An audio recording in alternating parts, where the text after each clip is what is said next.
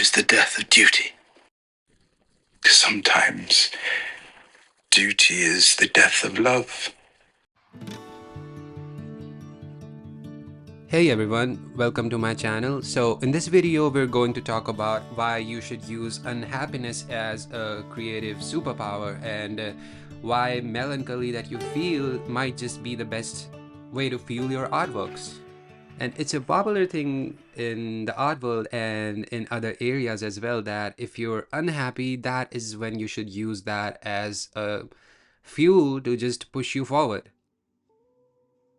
And it's not to say that you need to be unhappy all the time. It's not to say that you need to be sad all the time, and that is how you will move forward. It doesn't mean to say that you can be happy, but you need some sort of like discontentment and unhappiness with your own self to be able to move forward. And honestly, so many people who are like trying new things, they just give up too soon. They just do it for a month, do it for 2 months, and then they quit. They just decide that, oh, it's not for me. I'm not good at it, so it's definitely not meant for me, and I'm supposed to be doing something else.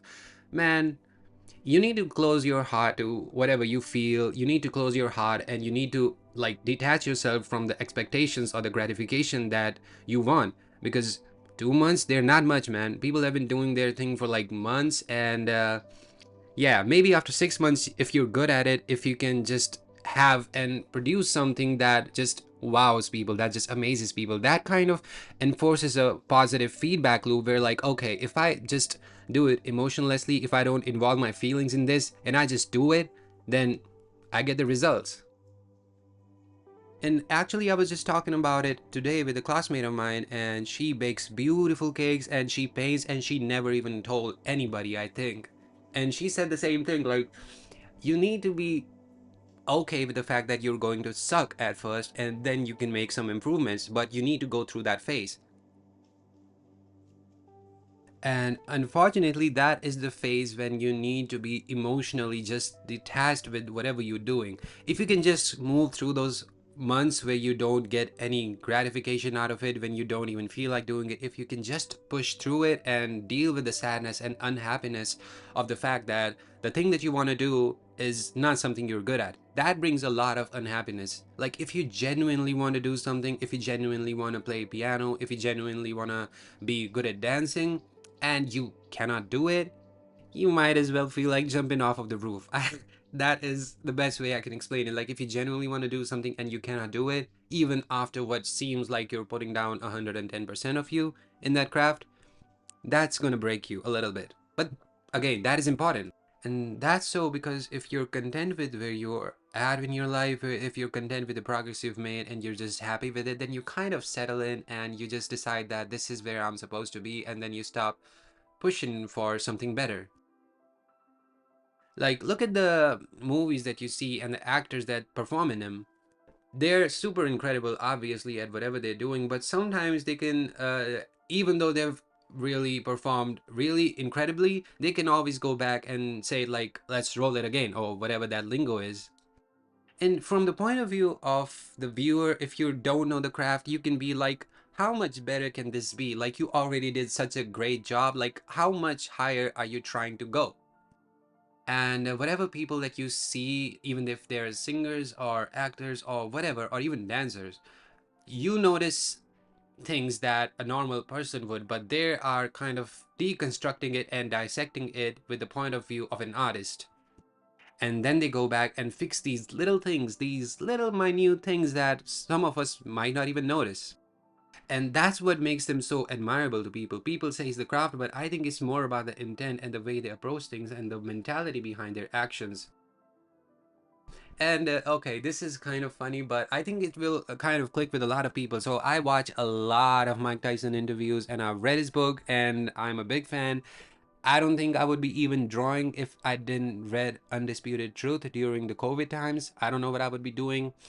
But yeah, someone asked Mike Tyson, like, why do you think that, I don't know, he was talking about a basketball player, I think Kobe Bryant, but he asked Mike Tyson, like, why do you think that he is so successful? And Mike Tyson, being himself, he doesn't give the most normal answers, if you know. He told him that whether or not they believe it or not, but he must have not been fine with himself. He must not be happy with who he was to be able to achieve such great heights of success.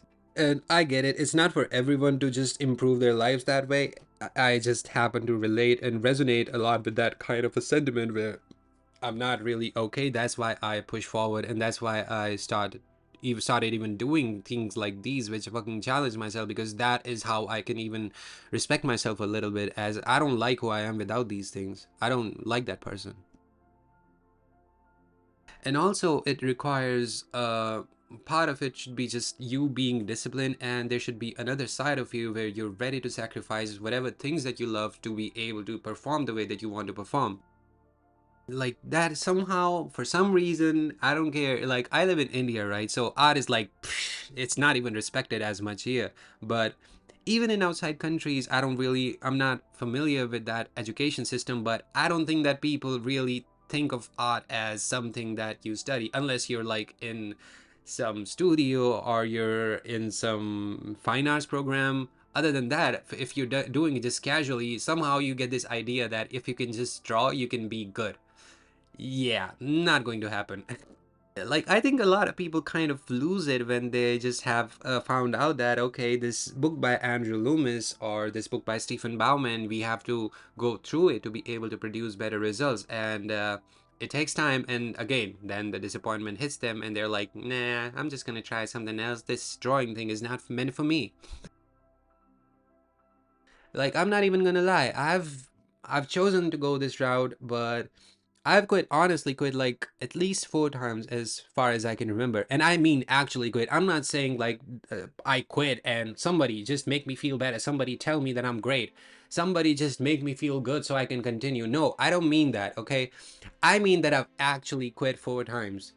And the people who know me, they're like, no, you're not gonna quit. But I just know it. I've put down the pencil and been like, I don't want none of this. Like, I don't want to be annoyed. I don't want to be pissed off at myself to just even feel that I am producing this. Sometimes when I'm even drawing, I'm like, I am almost on the edge of tearing the paper down because every artwork that I create is just bad sometimes in my eyes. Some days I feel good, some days it's like, whoa, who made this fucking shit?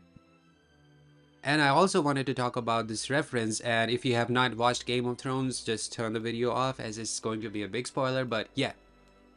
And this is the last scene from the series. And Jon Snow is talking to Daenerys Targaryen, who just killed thousands and thousands of innocent people who didn't wrong her in any way. And Jon Snow, even though he wanted her to be queen, even though he loved her, and even though he really respected her, he decided that it was time for her to go. And I see this as Daenerys being the metaphorical part of yourself that needs to be cut off for you to flourish. And every one of us has got a Daenerys inside of us in a way that you need to just cut off and you need to kill it. And it can be a vice, it can be an addiction that you can't seem to shake off, it can be a person that you love, it can be a family member who's not adding to your life. They need to go. Really, you just need to cut them off completely. And even though you're set in your ways, just trust me, it's not the way to live life. You need to have some positivity around you, and even if it's going to kill you inside, to just get rid of the things that you loved oh so dearly, it needs to be done, as nothing changes if nothing changes.